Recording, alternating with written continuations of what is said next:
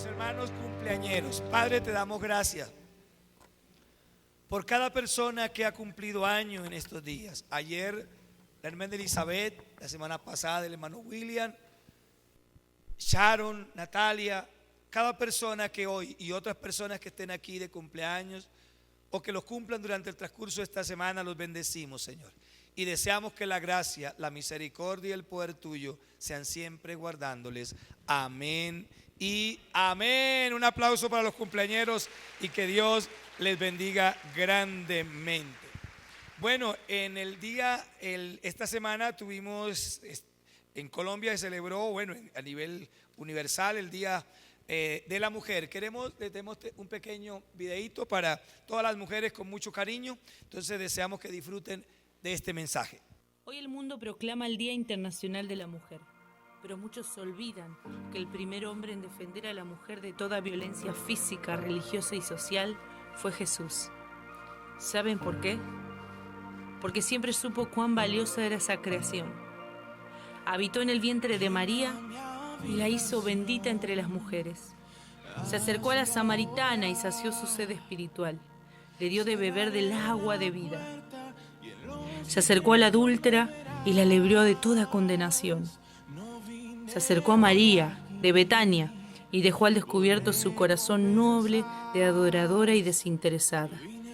Escuchó a Marta y la libró de todo afán. Libró a la atormentada por 7 espíritus y la hizo su discípula. Se acercó a la mujer pecadora y se dejó ungir y besar por ella, y perdonó sus pecados. Vio la ofrenda de la viuda pobre y no la tuvo en poco. Conoció la fe de la mujer cananea y trajo resurrección y vida a su casa. Cambió el llanto de los padres de la niña enferma en alegría. Talita cum, niña, levántate. Sus ropas destilaron poder y terminó con la vergüenza y sufrimiento de la mujer del flujo de sangre. Decidió que fueran las mujeres las primeras en verlo resucitado y las convirtió en mensajeras de esperanza. Hoy, muchos celebran y recuerdan este día dejando a Dios de lado, pero hoy damos gracias por los lugares de privilegio que Él escogió para cada mujer y oramos para que toda mujer pueda descubrir su identidad en Cristo Jesús, para que las que sufren puedan correr a los brazos del Padre. ¡Feliz día, mujer! ¡Feliz día, mujer! Gracias, mujeres. Todos los días son días para ustedes, pero ya que a nivel universal se ha escogido ese día, nos unimos también, ya pasó, pero gracias por ser madre, hermana, por ser amiga, por ser sierva del Señor, por ser servidora de Dios. Padre, te doy gracias por cada una de las mujeres de esta congregación. Las bendigo, Señor, y deseo que en el hogar, en el trabajo, en la iglesia, ellas sean siempre tus reinas, oh Dios. Ellas sean siempre tus princesas. Ellas sean siempre guardadas por ti. Guarda a cada mujer en el hueco de tu mano, que tú las tengas protegida y bendecida, Señor. Quiero colocar a esta mujer que está hoy enferma, Señor, a Denis Domínguez, quien está recluida, Señor amado, en una clínica con problemas de salud. Se infectó la cirugía que le hicieron, Señor, y tal vez le ha dado peritonitis, Señor. Contrarresta esta enfermedad, esta infección en el cuerpo, Señor, de Denis. Tú eres el mejor médico, el especialista en la rama que Denis necesita ese acompañamiento. Allí donde está ella, quita la tristeza, quita la preocupación, quita la angustia y dale paz en su corazón. Así también bendice a todas las mujeres que están aquí, las que están en línea viendo este programa, escuchando este mensaje. Bendíceles también. Si están enfermas, sánales. Si están tristes, consuélales. Si están débiles, fortaléceles. Si tienen carencia o necesidades de cosas, provéles en el nombre de Jesús. Amén y amén. Bueno, bienvenidos hombres y mujeres a este tiempo maravilloso de servicio al Señor. Les invito a que abran las Sagradas Escrituras en el Evangelio según Lucas, el capítulo 13, los versículos 6 al versículo 9. Evangelio según Lucas 6, 13 al 9. Dice la palabra del Señor, lean conmigo todos allí, leemos al unísono y decimos, dijo también esta parábola. Tenía un hombre una higuera plantada en su viña y vino a buscar fruto en ella y no lo halló. Dijo al viñador, he aquí hace 3 años que vengo a buscar fruto en esta higuera y no lo hallo. Córtala ¿para qué inutiliza también la tierra? Entonces respondiendo le dijo, Señor, déjala todavía este año hasta que yo cabe alrededor de ella y la abone. Y si diere fruto, bien, y si no, córtala después. Gracias, Señor, por tu palabra. Bueno, hace 8 días hicimos el lanzamiento del énfasis del año, el desarrollo natural de la iglesia. Este es el énfasis que estaremos trabajando durante el 2023, el desarrollo natural de la iglesia. Y decíamos hace 8 días que cuando hablamos del desarrollo natural de la iglesia, es que así como Dios a todos los seres orgánicos les dio un potencial para desarrollarse correctamente, un potencial para su crecimiento, un potencial para su desarrollo, un potencial para su floración, un potencial para ser productivo. Así también la iglesia es un organismo y estamos llamados también a vivir de acuerdo a ese potencial que Dios nos ha dado. Y la idea de hoy es que podamos examinar si nuestra vida no está dando los frutos correspondientes, por qué no lo está dando, y que trabajemos en esa dirección. Para ubicarnos un poco en el contexto de Lucas, los versículos 6 al 9, en el contexto anterior, o sea, los versículos 1 al 5, a Jesús se le acerca un hombre o unos hombres contándole una historia que la Biblia no relata en ningún otro episodio donde aconteció. Solamente se han hecho investigaciones extrabíblicas y se cree que esto fue lo que generó la enemistad entre Pilato y Herodes, que en los tiempos cuando Jesús fue entregado, pues ahí parece ser que se reconciliaron, y se cree que Herodes, que estaba bajo la jurisdicción de Galilea, se enojó con Pilato porque Pilato ejecutó a estos galileos, y dice que la sangre del sacrificio que ellos ofrecían se mezcló con la sangre de ellos mismos cuando Pilato los mandó a ejecutar. No se dice también por qué causa, qué pasó, por qué razón se ocasionó esa masacre, pero simplemente a Jesús se le acercan y le dicen, mire, Señor, que estos hombres fueron ejecutados y la sangre de ellos se mezcló con la sangre del sacrificio. ¿Cuál era la idea que tenían los que llevaron la información a Jesús? La idea que tenemos nosotros, por ejemplo, que existen 2 tipos de personas: los buenos y los justos y los injustos. Bueno, entonces la idea y eso era cierto, ¿no? O sea, nosotros sí, esa es la idea que tenemos. Existe la gente buena, existe la gente mala, existe la gente piadosa, existe la gente impía. Pero la idea no consistía, Jesús no contradice la idea de ellos acerca de si los buenos o los malos. Jesús contradice la idea de que ellos no solamente tenían en mente que existía el bueno y el malo, sino que tenían en mente de que al bueno debía irle siempre bien y al malo debía irle mal. Algo parecido a lo que Asaf, allá en el Salmo 73, si no estoy mal, él tiene una lucha y un combate porque dice que los impíos prosperan, los impíos les va bien, los impíos disfrutan de las cosas, y que el que teme a Dios entonces enfrenta sufrimientos, luchas. Y en el caso de Asaf, él dice, hasta que entrando en el lugar santo, hasta que entrando en la presencia de Dios, me di cuenta de por qué se daban esas cosas. Aquí Jesús entonces le corrige a ellos y les dice, mire, esa idea de que a los malos tiene que irle mal y a los buenos tiene que irle bien no es tan coherente. Jesús le dice en los versículos dice, creo que es el 2 y el 3, dice, si no os arrepentís, antes os digo, si no os arrepentís, todos pereceréis igualmente. Entonces, ¿cómo necesitamos estar? Arrepentidos. Arrepentidos. Si no os arrepentís, todos pereceréis.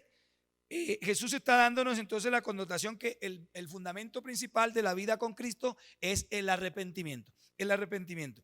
Hay un escritor que es Spurgeon, un predicador, él dice que esta frase que quiero leerle aquí, él dice: es cierto que el hombre malvado a veces cae muerto en la calle. Eso es cierto. ¿Cuánta gente mala las hemos visto que cae porque los fusilan, porque los asesinan, porque les da un infarto y ¡pum!, cayeron muertos? Pero también Spurgeon dice: es cierto también que hemos visto grandes predicadores, hombres de Dios, caer fulminados en el púlpito.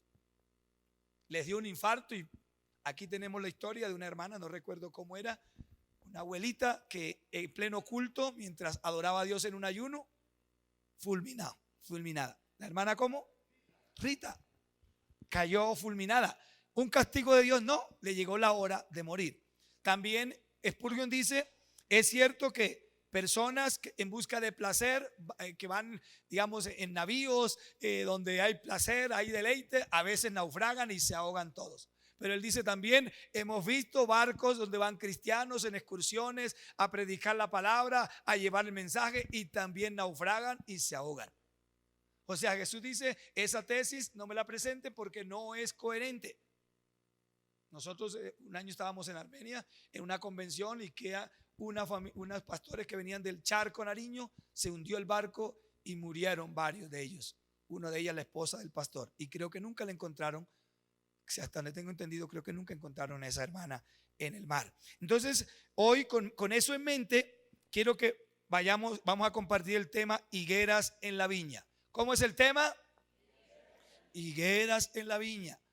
Teniendo en cuenta, partamos del concepto que cuando vamos a la Biblia, la palabra viña está relacionada con Israel. Normalmente cuando allá en Isaías capítulo 5 se nos habla de la higuera que sembró el Señor, que la despedregó, que preparó el terreno, que la sembró con las mejores semillas, pero que la higuera dio malos frutos y Dios tuvo que entonces quitarle el cerco y permitir que fuera pisoteada y hollada, que tiene que ver con todas las experiencias que vivió Israel en tiempos de antaño. Pero también habla de la higuera, la vid, perdón, el caso de Isaías 5, y la higuera también es emblema de Israel. Pero la palabra viña también representa el reino de Dios. Entonces aquí vamos a dejar a Israel a un lado y vamos a hablar de la viña como el reino de Dios. Y la higuera, que es emblema de Israel, vamos a tomarla en relación a emblema de la iglesia, símbolo de la iglesia. Para ello entonces nos hacemos una pregunta: ¿qué nos enseña entonces esta parábola con relación a la viña, que es el reino de Dios, y con relación a la higuera, que la aplicamos a la iglesia? Entonces lo primero que vemos es que todo el que se convierte a Cristo, escuchen esto, una enseñanza que podemos extraer de esta parábola es que todo el que se convierte a Cristo es plantado en el reino de Dios. ¿Eso qué significa? Que nosotros no hacíamos parte del reino de Dios. ¿Recuerdan las primeras enseñanzas de Jesucristo? ¿Qué enseñó Jesús? He aquí, ¿no se acuerdan? Jesús iba predicando y decía: arrepentíos y convertíos porque el reino de Dios se ha acercado. El reino de Dios se ha acercado. O sea, significa que no estaba antiguamente en la dimensión en que Cristo lo trajo, no estaba antes y Cristo lo trae. Ahora, ¿qué hace Cristo? Dice aquí el texto, miremos el versículo 6, dijo también esta parábola: tenía un hombre una higuera. ¿Cómo la tenía? Plantada en su viña. Dice el Salmo 92, 12 y 13. El justo, algunos se la saben y los que se la saben recítenlo conmigo. El justo como la palmera crecerá, como cedro en el Líbano, plantado en la casa de Jehová, en los atrios de nuestro Dios florecerá. Plantado. ¿Dónde está plantado el justo? En la casa de Dios. En la casa de Dios está plantado el justo. Entonces, eso que es ahora, tomando el texto que Jesús está citando, Lucas, dice que había un hombre que tenía una viña y en esa viña tenía plantada una higuera. Aquí viña, entonces no es la viña, normalmente la vid es la planta de la uva y normalmente la viña está asociada a cultivos de uva. Y viñedo se llama el plantío de muchas plantas de uvas, pero aquí Jesús no está presentando la viña como el plantío de uvas, sino la viña como el terreno relacionado, aplicándolo al reino de los cielos. Y en ese lugar fue plantada una higuera. Fue plantada una higuera. ¿Quién representa el dueño de la viña? El dueño de la viña representa a Dios. ¿A quién representa el viñador? El viñador puede representar a Cristo, pero también el viñador puede representar a aquel que cuida del viñedo de Dios, el que cuida de la iglesia, los líderes que cuidan la iglesia, que están al frente de la obra de Dios. Entonces, ¿qué dice con relación que fue plantada? Unas enseñanzas. Primero, que todos nosotros llegamos a ser parte del reino de Dios a través de ser plantados. No estábamos antes en el reino de Dios, pertenecíamos al reino de las tinieblas, pertenecíamos al enemigo, éramos hijos de maldad, éramos hacedores de maldad, éramos engañadores, éramos mentirosos, éramos tráfugos, hacíamos cosas incorrectas que desagradan a Dios. ¿Qué hizo Dios? A través del sacrificio de su Hijo y del llamado que usted recibió a la salvación, fue como una plantica que es sacada de allá y llevada acá. Yo cultivé el campo en la finca de mi papá y sembrábamos arroz, pero había un arroz que se le sembraba primero, se hacían los semilleros, y cuando el arroz había llegado a cierta altura los lugares bajos de tierras planas bajas, cuando venía el invierno se anegaban, se inundaban, íbamos entonces a los lugares donde estaban los semilleros, sacábamos los semilleros, echábamos montones de arroz en esos huecos y se formaban unas matas gruesas así, y las sacábamos, y de allí sacábamos 20, 30 maticas, y luego íbamos y las metíamos en el agua donde estaba el lugar inundado. Y esas plantas empezaban a crecer y luego se convertían en cultivos de arroz y que se sembraba, o sea, cosechábamos de allí.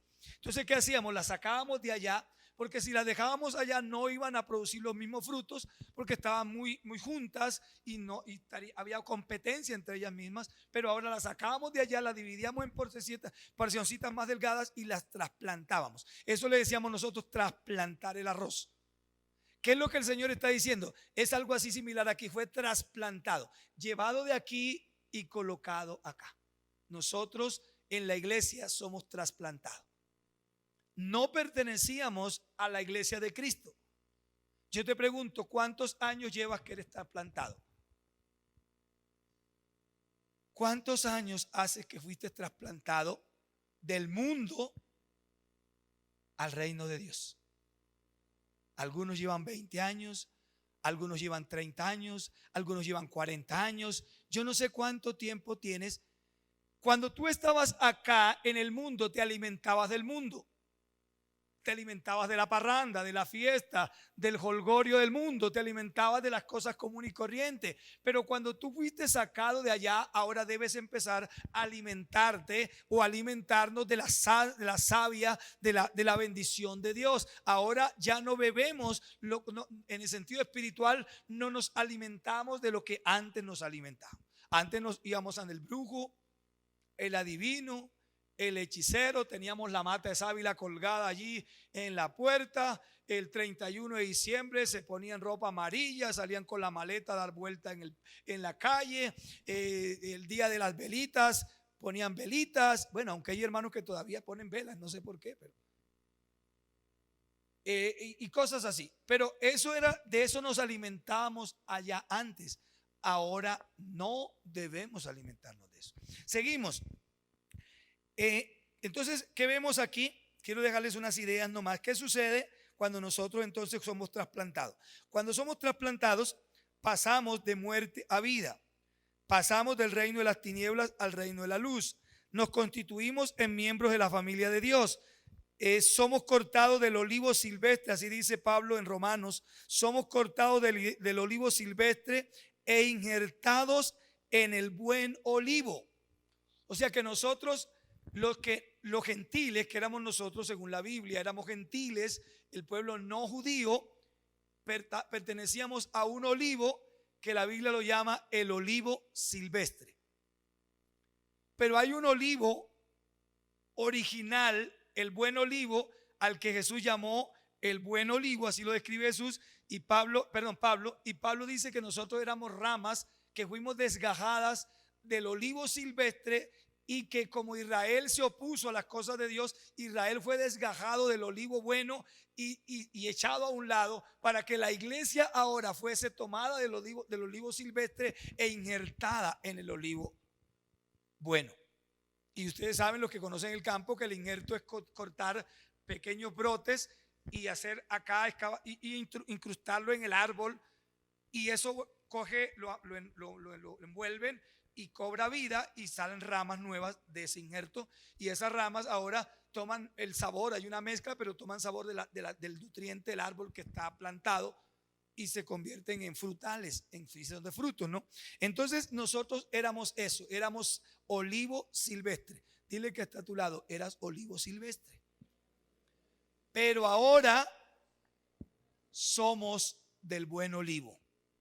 Somos del buen olivo. Segundo aspecto que quiero que trabajemos.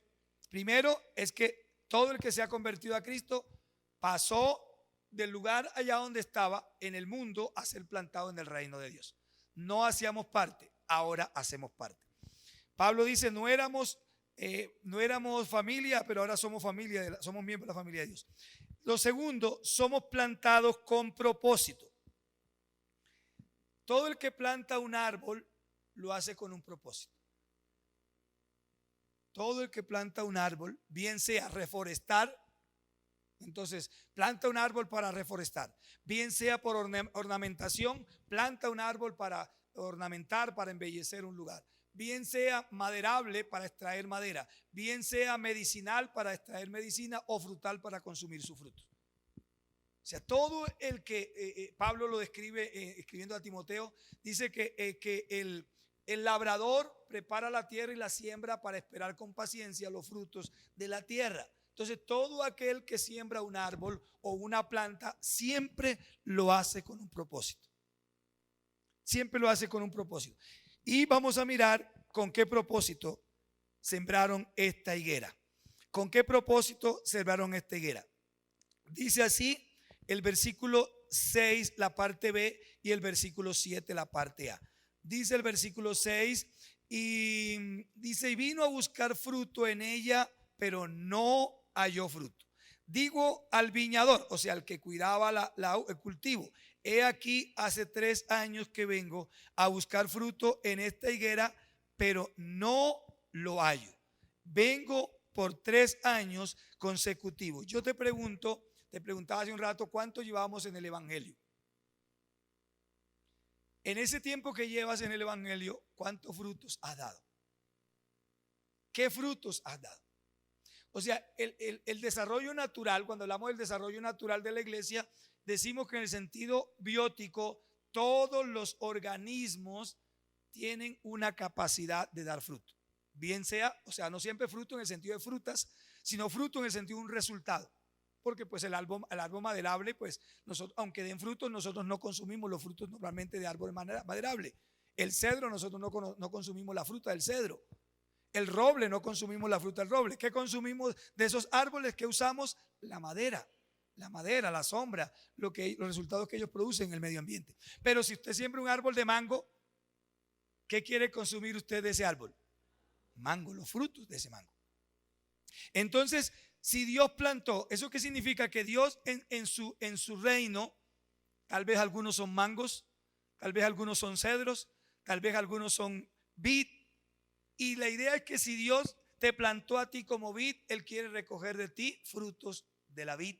Si Dios te puso en la iglesia a ti como un X árbol, en el sentido simplemente figurativo, es porque Dios quiere extraer de ti y de mí unos resultados.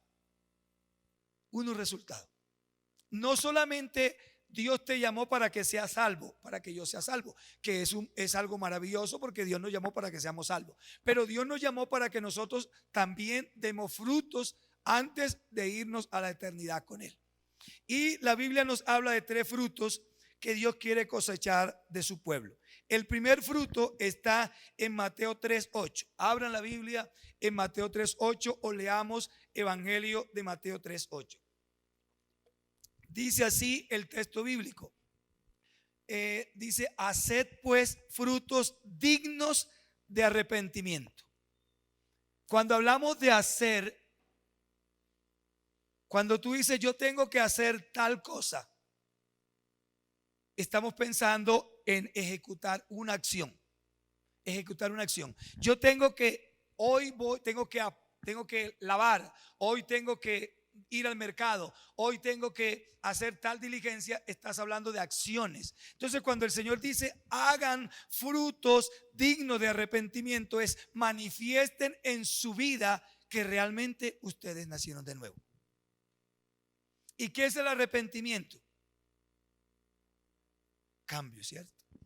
En el ámbito militar, esa palabra se usaba en el ámbito, se usa en el ámbito biológico. Por ejemplo, los animales que sufren metamorfosis, la palabra original es metanoia en griego. Esos animales significa que cambian de un estado al otro. Pero también esa palabra se usaba en el ámbito militar. Y era cuando el soldado iba, bueno, yo nunca presté servicio militar, pero más o menos así, izquierda 2, 3, izquierda 2, 3. Y entonces el comandante decía media vuelta.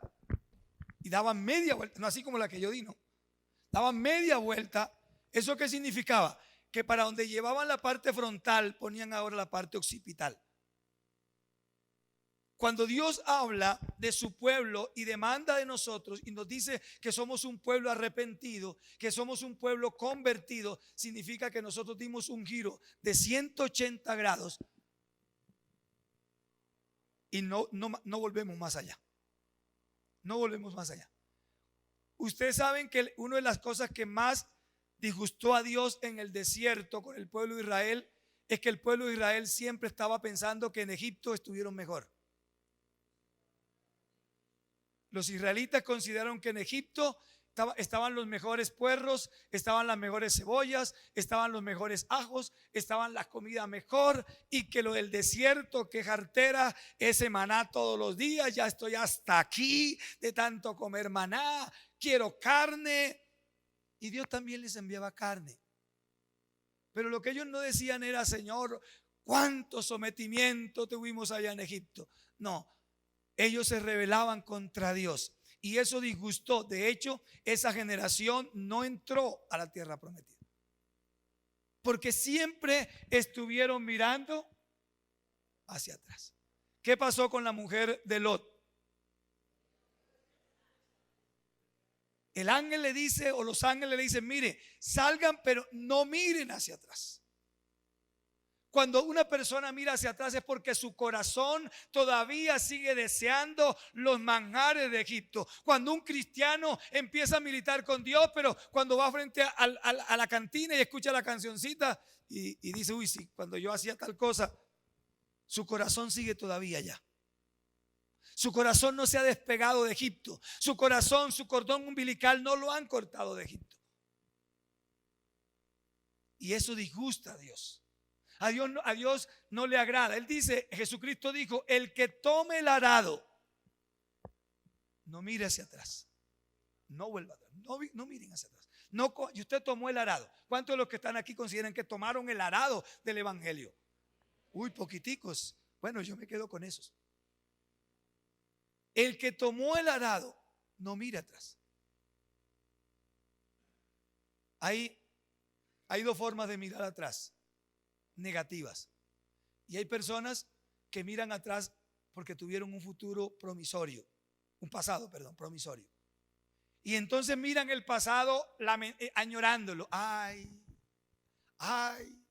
cuando yo tuve plata, cuando yo gozaba, cuando yo disfrutaba, cuando yo hacía tal cosa. Esos hermanos tienden a decir: todo tiempo pasado fue mejor. Cuando el cristiano piensa que el tiempo pasado fue mejor, está mal. Porque Dios dice en Jeremías, en el capítulo 29, en el versículo 11, porque los pensamientos que tengo para vosotros, los planes que tengo para vosotros, no son de mal, sino de ¿qué? ¿De qué son los planes de Dios? Para darles un futuro lleno de esperanza.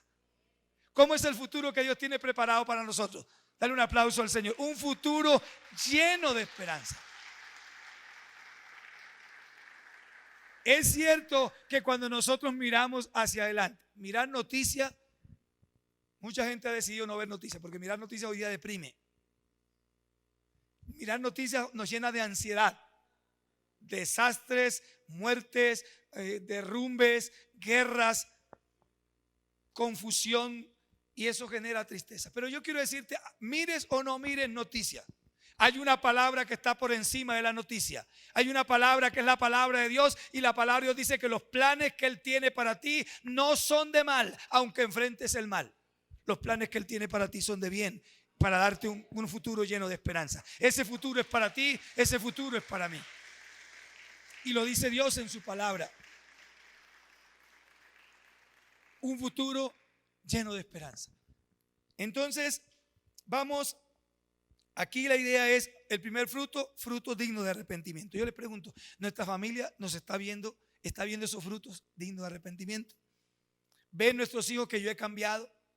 Mi esposa se da cuenta que yo cambié, la trataba mal antes ahora, pero ahora la trato bien. ¿O sigo tratándolo lo mismo? O como mujer sigo tratando al esposo lo mismo. Entonces significa que no di ese giro de 180 grados. Tal vez lo di de 10 grados. Tal vez lo di de 5 grados. Dios no te pide un giro de 5 grados. Dios nos pide un giro de 180 grados. Eso es lo que Dios nos pide. Un cambio total. Pero también debemos dar el fruto del Espíritu Santo. Y eso no lo sabemos de memoria. Gálatas 5, 22 y 23. Mas el fruto del Espíritu es amor, gozo, paz, paciencia, benignidad, bondad, fe, mansedumbre, templanza. ¿Qué pasa con ese fruto? No hay ley que pueda. No hay maldición que pueda. No hay crisis que lo venza. No hay dolor que lo haga flaquear. No hay experiencia amarga que lo haga retroceder. El fruto del Espíritu Santo en tu vida y en mi vida. Pero tal vez no se ve. Y el tercer fruto está en Romanos 12, 11. El fruto del servicio en la obra de Dios. Dice Romanos, Pablo, en lo que requiere diligencia, no perezosos, fervientes en espíritu. Yo te pregunto, porque posiblemente tú dices, yo le sirvo al Señor. Pero te pregunto, ¿le servimos con fervor? Si le sirves con fervor, estás enmarcado en este concepto. El Señor dice, ¿cuánto de pronto llega el día del jueves? Uy, no, hoy es jueves, pero hace frío, yo no voy a la iglesia. No, el domingo, no, mira, amaneció lloviendo, no, yo no voy a la iglesia. Hoy me toca el grupo de vida, qué cansón, qué jartera servir hoy en el grupo de vida. No está sirviendo con fervor. Fervientes en espíritu. Uy, hoy me toca, hoy tengo el privilegio de dirigir el grupo de vida. Voy con qué gozo, voy con qué alegría, porque voy a servirle a mi Padre Celestial. El tercer aspecto que quiero que miremos es lo que se debe hacer cuando no hay fruto. ¿Qué dice el texto bíblico? ¿Qué orden dio el dueño de la granja al viñador? Córtala. Entonces, cuando no hay fruto, hay dos cosas. Escuchen esto. Escuchen esto con atención. Cuando no está un árbol dando fruto, hay dos caminos por tomar. Uno, córtelo. Y esa fue la orden del dueño de la finca, ¿no? Córtelo. Pero hay una labor intercesora. Y él al viñador. Y el viñador dice, por favor, no lo cortes. Dale un tiempo de tregua. Un año de tregua.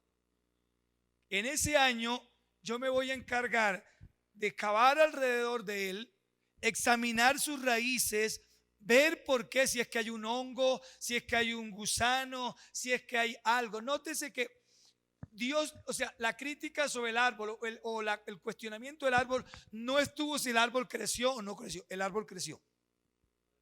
Es porque no daba fruto. Dios Tú tal vez has tenido un crecimiento y tú dices, bueno, yo he crecido, ya no digo hola, ¿cómo estás? Yo le digo Dios te bendiga. Tal vez tú dices, bueno, ya yo he crecido. Yo antes, desde que me levantaba, era irme a trabajar, pero ahora me levanto y me arrodillo. Gloria a Dios, estás creciendo. Tal vez tú dices, no, yo antes era grosero, decía grosería, pero ahora no digo grosería, digo gloria a Dios. Antes cuando me machacaba el dedo, eso decía una grosería. Porque algunos sugieren que cuando tú te machacas el dedo, suelta 20 groserías y entonces descansa. Tú dices, no, yo ahora me machaco el dedo y pego un salto. Digo, gloria a Dios, gloria a Dios. Gloria a Dios, gloria a Dios. Sí, has crecido. Tal vez ha engrosado tu tallo. Tal vez se han extendido tus raíces. Tal vez hay muchas hojas. Tal vez tienes muchas ramas, pero quizás no hay fruto. ¿Por qué vendrá el Señor a tu vida? ¿Por follaje, por tronco, por raíces, por flores, por fruto? Eso es lo que el Señor viene por ti y por mí, por frutos. Bueno, entonces voy a tomar aquí, porque quiero terminar orando, lo que se debe hacer. La orden córtalo, la orden desarráigalo. Hubo una intercesión. Recuerde que le dije cuando la semana pasada le conté de que entre el potencial biótico que Dios ha dado en el sentido de las plantas y de los seres orgánicos, la capacidad que Dios le dio a cada ser para reproducirse por sí mismo y el crecimiento y el desarrollo mismo, hay un factor intermedio que se llama la resistencia al medio. La resistencia al medio, que puede ser un problema de clima, puede ser un problema de la tierra, puede ser un factor de insectos, cosas por el estilo. ¿Qué tenemos que hacer nosotros? Estudiar el factor que está haciendo resistencia al crecimiento de nosotros. Y yo con esto quiero ir cerrando. ¿Qué factores tú ves? Y yo quiero que tú hazlo como una tarea. Yo luché por mucho tiempo y mi vida era infructífera. Por mucho tiempo mi vida fue infructífera. No porque no sirviera al Señor, yo me convertí en el mes de junio, finales de mayo de 1992. Me bauticé en noviembre, un jueves, y el domingo siguiente me pusieron a dirigir en la iglesia. Eso sí, no sé cuántas embarradas cometí, pero me pusieron a dirigir. Y de ahí en adelante, 8 días después, el pastor me puso un megáfono aquí en el hombro y nos dijo, nos vamos por las calles a predicar. Y él era como mi tutor y me decía, cuésteme el bosquejo, ¿dónde está su enseñanza? Y yo tenía que mostrarle primero, sin que todavía me hubiese formado. Yo le decía, lloraba y decía este pasaje y decía, sí, ese puede ser, ese es evangelístico. Pero me decía, párese ahí en la calle, en la esquina, tome el megáfono y empiece a declarar ese pasaje. Y la gente pasaba y decían, ¡hey, los locos! Evangélicos locos. Así me formé yo. Pero en mi vida, aunque yo al parecer yo estaba sirviendo, yo llevaba unas luchas tan fuertes dentro de mi alma que yo me preguntaba a veces, yo iba a veces a mi casa y le preguntaba a Dios, ¿esto es ser cristiano? Yo le decía a Dios, ¿esto es lo que me han enseñado a mí de qué es de recibir a Cristo?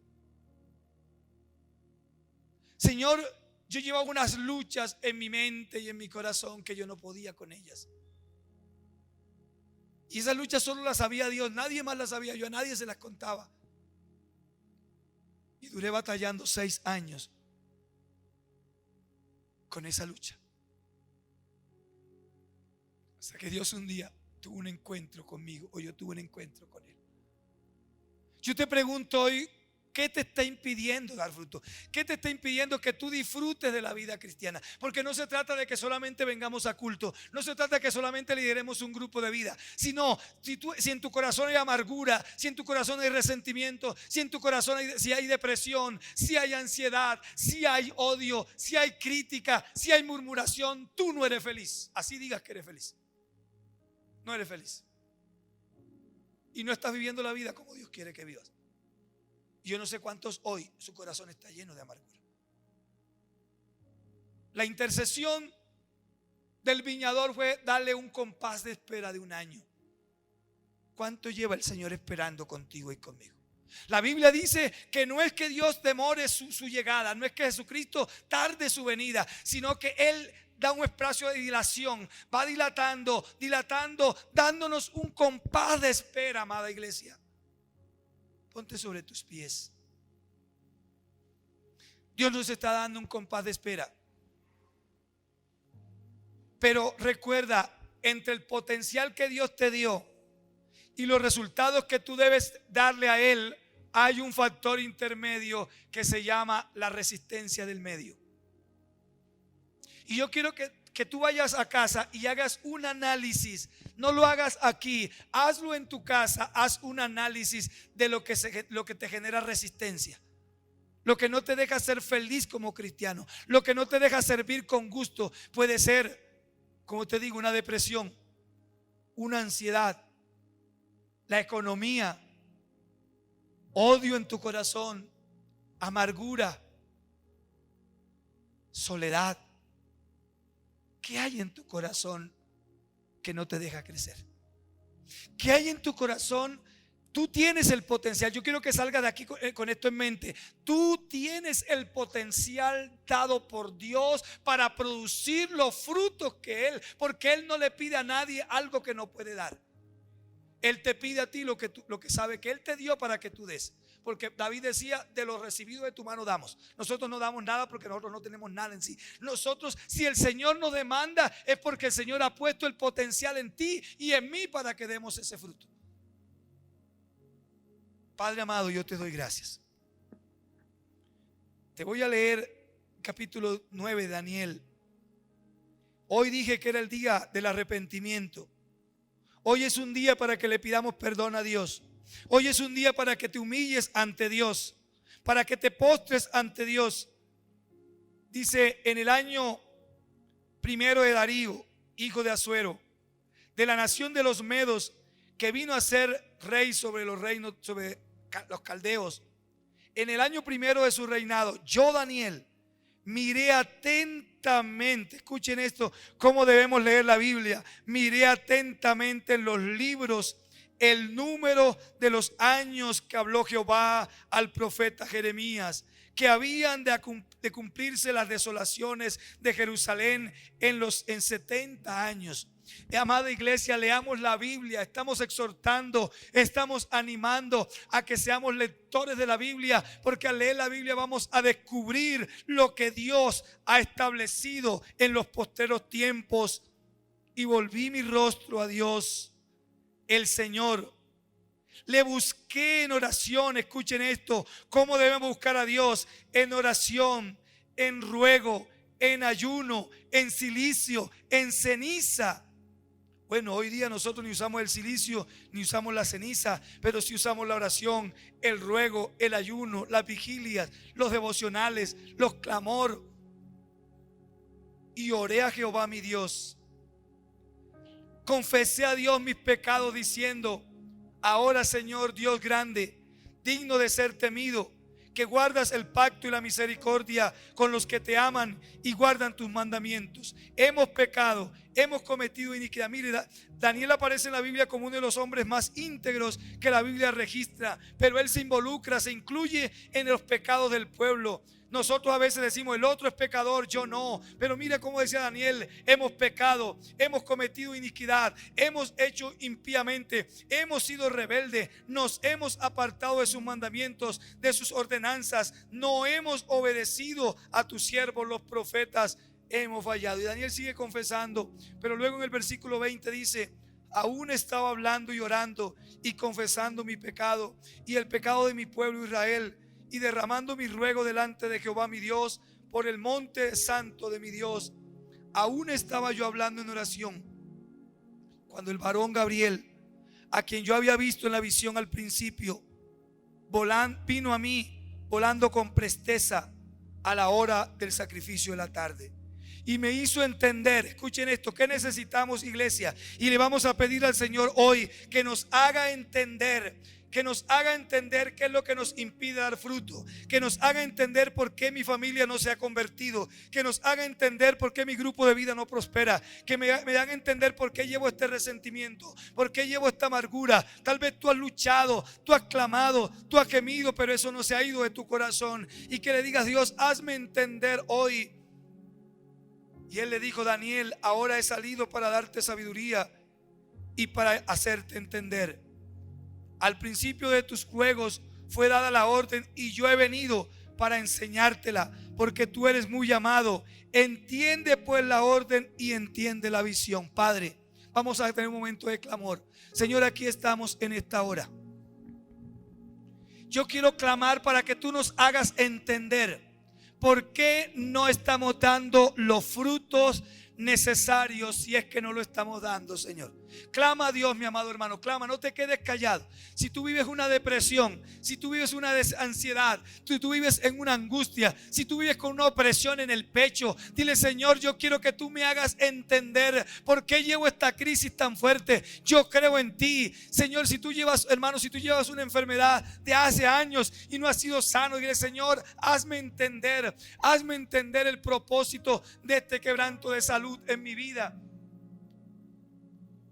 Si tus hijos, tú has querido que tu familia camine en los caminos de Dios, pero no lo has logrado, dile: Señor, hazme entender si es que yo he cometido errores como padre, yo he cometido errores como madre, yo he cometido errores como hijo. Si mi testimonio ha sido pésimo, si no he dado un buen ejemplo, Señor, hazme entender, hazme comprender. Dame la sabiduría, Señor, para que yo pueda hoy salir de aquí comprendiendo por lo menos cuál es el factor de resistencia que hay en mí.